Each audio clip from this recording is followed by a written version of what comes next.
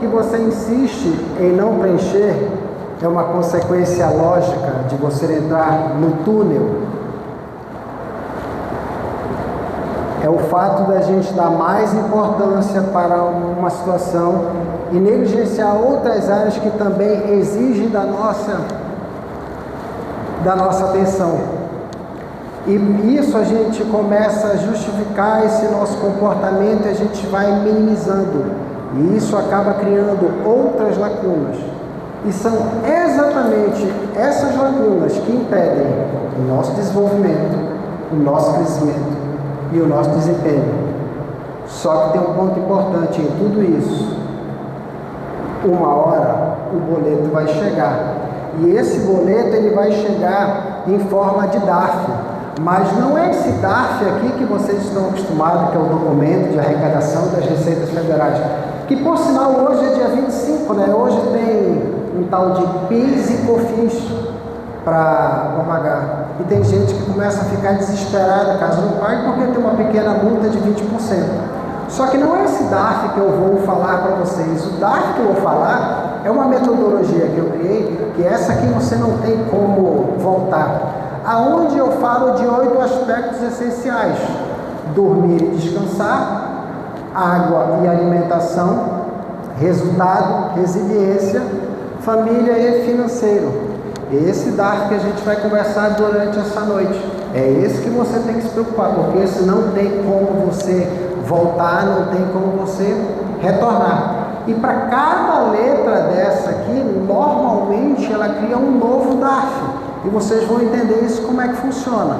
O DARF daqui é a letra que mais deixa a gente preocupado, é essa bem aqui, ó, que é o financeiro.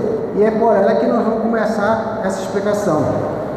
O financeiro, quando você tem uma meta, você tem disciplina, atitude, resiliência e foco. Veja que aqui criou um novo DARF. E quando você já tem isso na cabeça, fica muito mais fácil para você decidir, agir e fazer. Você já sabe o que você tem que fazer para conseguir conquistar os teus resultados. E se esse financeiro for positivo, você fica muito mais determinado, ambicioso e você topa correr risco. Normalmente são esses 3 aspectos que todos nós empresários ficamos o tempo inteiro preocupados em ser resiliente para passar pelos altos e baixos, com o resultado e com a parte financeira. E quando a parte financeira não funciona corretamente, aí começa o desespero. Só que a imagem desse DARF aqui é normalmente essa. Você está sempre se equilibrando. Veja que as outras áreas elas não aparecem. Normalmente só aparecem essas 3 áreas. Essa aqui é a Arianna Huffington. A Arianna Huffington, em 2005, ela criou um site chamado The HuffPost. Um ano depois, a Arianna Huffington já estava entre as 100 mulheres mais influentes da revista Time. Ela estava fazendo tudo correto, fazendo negócio, fazendo ele crescer, procurando investidores e trabalhando nesse tripé: resiliência, resultado e financeiro. A Arianna Huffington trabalhava 18 horas por dia, 7 dias por semana. Que isso é uma coisa que ela é louvável, muita gente acha isso incrível. 2 anos depois de todo esse sucesso, a Arianna Huffington foi encontrada no seu escritório, na sua casa, desmaiada numa poça de sangue. Ela simplesmente desmaiou de exaustão, bateu os olhos, machucou a maçã do rosto e foi levada ao hospital. E aí ela começou a visitar vários médicos para saber o que tinha ocasionado aquela exaustão. E todos os médicos foram unânimes em dizer que ela não tinha absolutamente nada. Quanto mais falava que não tinha nada, mais ela visitava outros médicos, porque ela queria que alguém achasse algum problema. Só que uma hora ela parou e pensou que se aquilo de fato, de trabalhar 18 horas por dia, 7 dias por semana, se aquilo de fato era sustentável. Porque a Arianna, na verdade, ela teve isso aqui, ó: estresse, esgotamento e privação de sono. É muito sutil. principalmente para quem está com o financeiro elevado. Quanto mais o financeiro está elevado, mais você quer resultado, mais você se arrisca, mais você fica determinado. Só que a Arianna Huffington nada mais ela fez foi um padrão. Qual é o padrão que hoje a gente vê uma pessoa de sucesso, um empresário de sucesso? O padrão é esse aqui: dinheiro, poder e correria. Experimenta falar para alguém que você está tranquilo. Como é que está a tua empresa? Está tudo tranquilo. Tranquilo como? Agora, se você fala que você está na correria, você está no corre, aí todo mundo, nossa, a tua empresa ela deve estar bombando, ela deve estar funcionando super bem. Só que tem uma consequência disso. Se você foca muito em dinheiro, nunca nos sentiremos realizados. Se você foca em poder, jamais acharemos suficiente. Se você vai para a correria, acabamos exaustos e estressados. E essa hora aqui, assim como aconteceu com ela, agora começa a parte da justificativa. E a primeira justificativa vem para cá agora, para o F de família. Quando você está nesse cenário que o financeiro está positivo, que você está determinado, ambicioso e você está correndo risco, normalmente a família você deixa ela para depois. Depois a gente vê isso aqui. Depois a gente resolve a situação. Se algo for muito complicado, o que você faz? Você dá um agrado, um presente. Para amenizar aquela situação, para amenizar aquela conversa, se faz um agrado. E a família, ela acaba sempre ficando na rotina. Quando o financeiro está positivo, quando está neste cenário. E daí a gente vem agora para a alimentação. Normalmente a pessoa ela já pula quando se fala em dieta. Para que dieta? Que bobagem é essa de dieta? O negócio é fazer caixa financeiro, ser líder de mercado.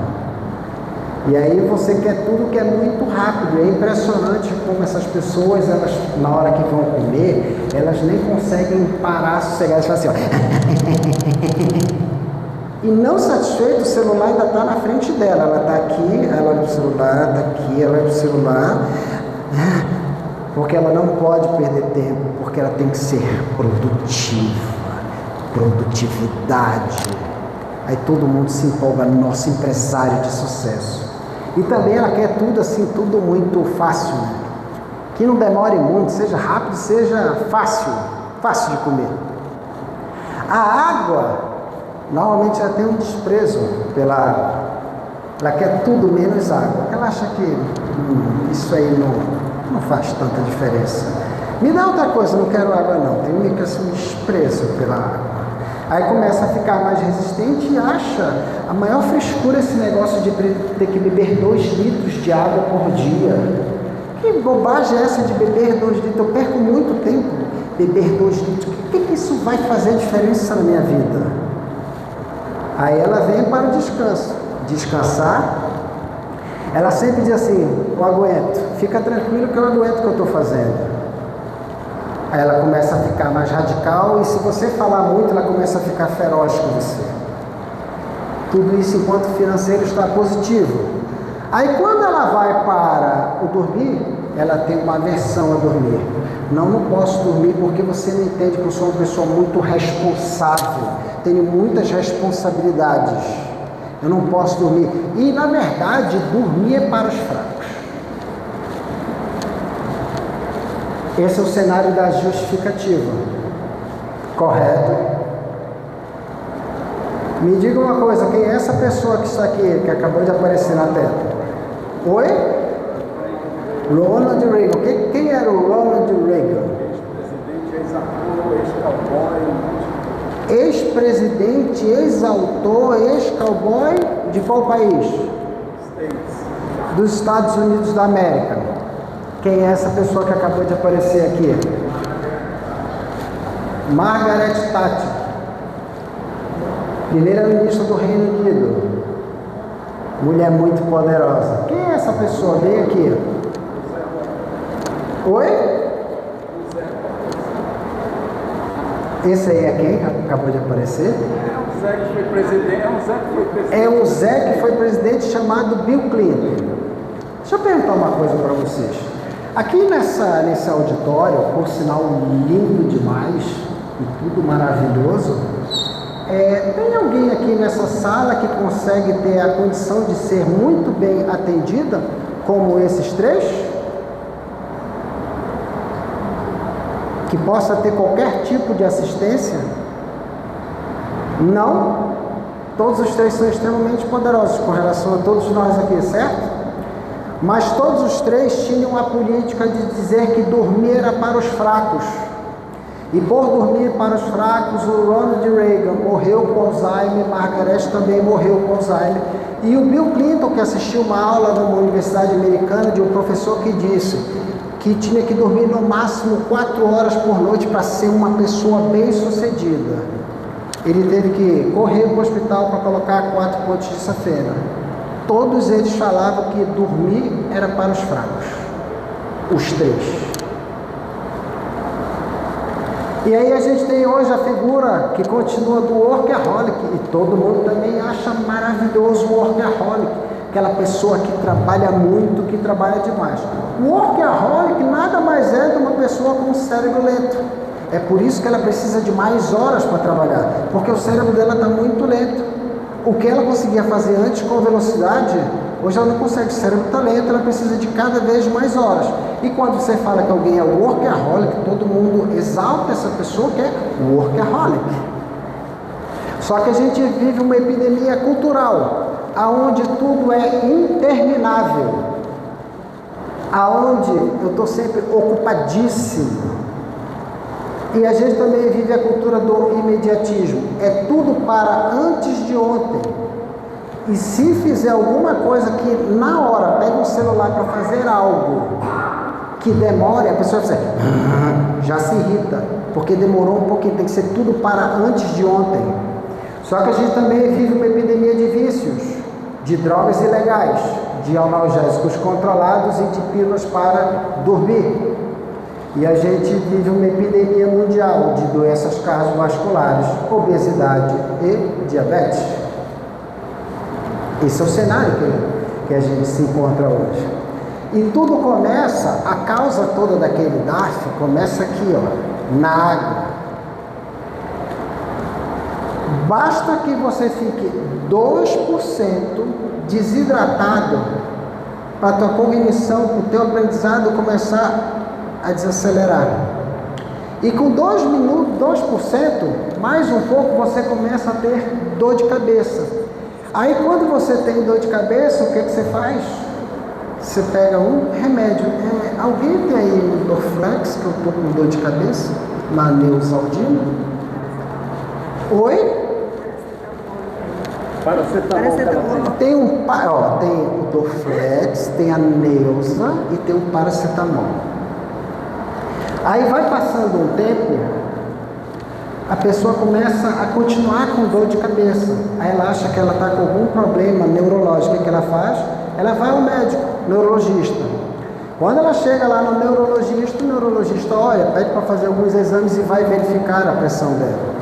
Na hora que vai verificar a pressão, assim, dá 15 por 10. Olha, sua pressão está alta, está 15 por 10. Eu vou lhe encaminhar ao cardiologista. Aí essa pessoa vai ao cardiologista. Quando ela chega ao cardiologista, o cardiologista vai lá, pede para fazer alguns exames e vai verificar a pressão dela. Na hora que vai aferir essa pressão, está lá 15 por 10. Ele diz, você tem pressão alta. Eu vou logo lhe passar aqui um remédio para você tomar enquanto os exames não ficam prontos. Vai passando um tempo, aí essa pessoa está lá trabalhando, de repente dá uma cara branca nela, no meio do trabalho. Aí ela já começa a ficar preocupada, porque agora é dor de cabeça, remédio de pressão. E o que ela faz? Ela vai no endocrinologista. Aí lá que ela vai no endocrinologista, vai pedir para fazer exame, quando vê, seu açúcar no sangue está alterado, você está pré-diabético. Se você está pré-diabético, a pessoa já está tomando remédio de pressão, não custa nada tomar mais um remédio para diabetes. E aí começa a tomar para baixar o açúcar no sangue. Aí vai passando o tempo, ela, uma dor aqui. alguma coisa está errada. Aí o que ela faz? Do aqui ela pensa, vou agora no nefrologista, devo estar com algum problema. Aí chega lá, o cara pede para fazer algum exame, quando vê já está com pedra nos rins. Aí vai passando o tempo, quando você vê, só por conta da água, essa pessoa ela já está desidratada, está tomando um monte de remédio e ela já está fadigada. Qual é a consequência disso? Na hora que ela vem se alimentar, a digestão dela começa a ficar ruim, e na hora que a digestão começa a ficar ruim, ela diz assim, preciso num gastro. Estou com um problema sério aqui. Minha digestão está muito ruim. Aí ela vai num gastro. E arrebentou já toda a flora intestinal. Aí você pensar, Mário, aí nessa hora então a pessoa ela vai conseguir com certeza absoluta descansar. Essa pessoa ela não consegue mais descansar porque ela está sempre em estado de alerta. Ela não consegue mais descansar. Ela corre risco e com certeza absoluta ela vai falhar naquilo que ela está fazendo muito bem. E aí a gente vem agora para a parte de dormir. Essa pessoa ela fica acordada. Ela não consegue dormir, ela fica acordada e ela fica rolando de um lado para o outro. Como ela já foi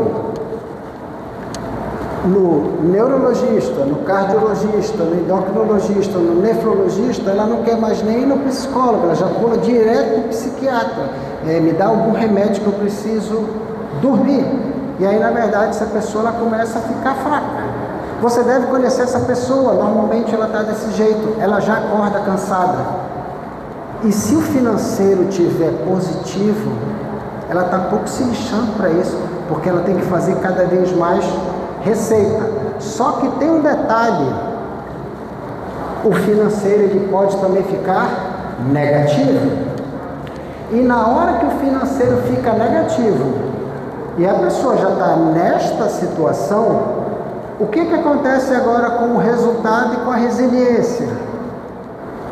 O resultado começa a ficar discreto, abaixo. Na verdade é um fiasco, né?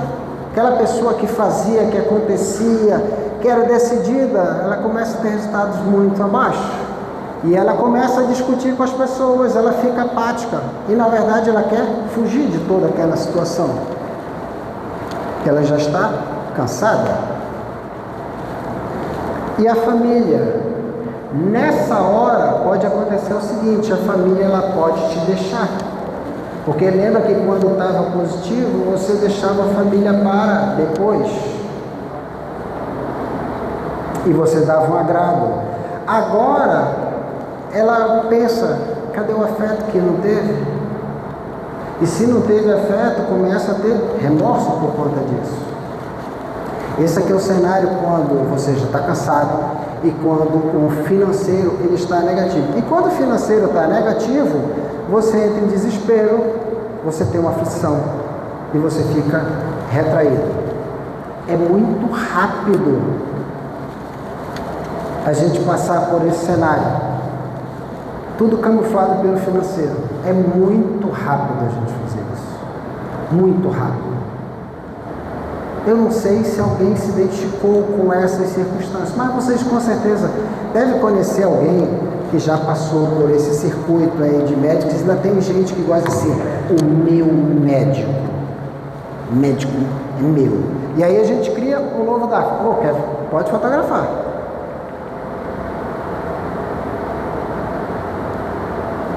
E aí a gente cria um novo DARF, que é esse aqui, ó. Você fica uma pessoa doente, amarga, reclamona e ferrada. É muito rápido isso acontecer. Quando você entra no túnel, a escassez, ela cria suas próprias armadilhas. É isso, é quando você entra e foca somente em 3 aspectos da tua vida. E você esquece que tem outros 5 para você viver. E a consequência disso hoje, o Brasil ele é o líder mundial em casos de ansiedade. Ele é o segundo país no mundo com mais casos de burnout, só perde para o Japão. E ele é o segundo em casos de depressão e ele só perde para os Estados Unidos. 60 a 90% das consultas médicas são feitas para tratar doenças ligadas ao estresse. Olha quantas lacunas já estão abertas aí. Agora tem um fato interessante, né? Que a gente fica meio assim, sem saber como pensar, porque nós ouvimos dizer que o excesso é a chave do sucesso. Você nunca ouve alguém dizer assim, trabalhe menos. Você sempre diz, trabalhe mais, tem que trabalhar mais, tem que dar foco, trabalha mais, trabalha mais. Aí você pensa, o que que eu faço? Porque já tem um monte de gente estressada que está com atestado e eu tenho que trabalhar mais. Aí eu pergunto para vocês agora, com todo esse cenário, como é que a gente preenche essas lacunas? Fala para mim agora, como é que a gente preenche essas lacunas? E eu vou falar para vocês, a gente preenche essas lacunas com uma simples palavra chamada velocidade.